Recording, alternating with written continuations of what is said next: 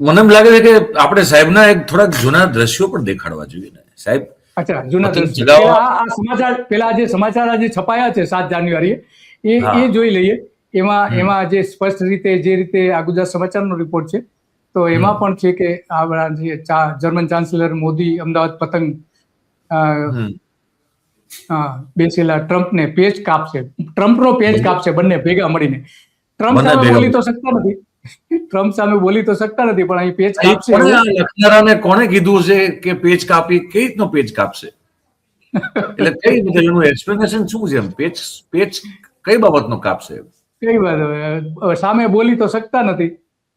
તો આવા આવા સમાચારો પણ છે કે જેમાં છપાયા છે. આ નોટિસ, જો આ નોટિસ છે, આ નોટિસ ઇસ્યુ કરવામાં આવી છે. નીચે સોસાયટીનું નામ છે પણ એ આપણે કાઢી નાખ્યું છે કારણ કે એના ચેરમેનને બહુ વાંધો ન આવે એટલા માટે. M.A. સિંહ પોલીસ ઇન્સ્પેક્ટર છે, રિવરફ્રન્ટ વેસ્ટ પોલીસ સ્ટેશનના.